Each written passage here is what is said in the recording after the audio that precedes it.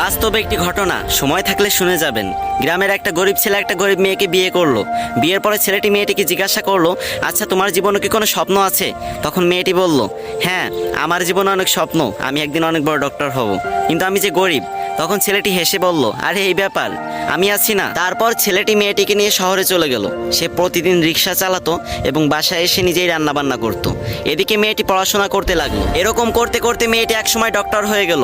ছেলেটি এই খবর শুনে খুশিতে আত্মহারা হয়ে গেল এবং সে সেই ছেঁড়া কাপড় পরেই মেয়েটির সাথে দেখা করতে চলে গেল। মেয়েটি যখন তার বন্ধু বান্ধব নিয়ে কলেজ থেকে বের হচ্ছিল, তখন ছেলেটি সবার সামনে গিয়ে মেয়েটিকে বলল, জানো আজকে না আমি অনেক খুশি, আজকে তুমি ডাক্তার হতে পেরেছো। তখন মেয়েটির বান্ধবীরা জিজ্ঞাসা করলো, এই এ কে রে?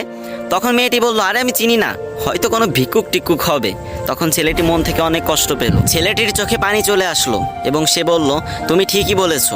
তুমি জানো আমি তোমার পরীক্ষার টাকা জোগাড় করতে গিয়ে ভিক্ষা পর্যন্ত করেছি। আজ তুমি আমাকে চিনতে পারতেছো না? আমি তোমার স্বামী। এ কথা বলার সাথে সাথে মেয়েটি ছেলেটিকে একটা থাপ্পড় মেরে দিল এবং বলল, তোর সাহস তো কম না, তুই তখন থেকে যা ইচ্ছা তাই বলে যাচ্ছিস। আর আমি একটা ডাক্তার, তোর মতো ফকির আমার স্বামী হতে যাবে কেন? ছি। এরপর মেয়েটির একটি চাকরি হলো, আস্তে আস্তে টাকা পয়সা বাড়ি গাড়ি সবকিছুই হলো, কিন্তু ছেলেটা গরিব রয়ে গেল। কি বুঝলেন? ওই যে গ্রাম বাংলা একটা কথা আছে না, ভালা মানুষের দাম নাই, উপকারীরা বাঘে খায়।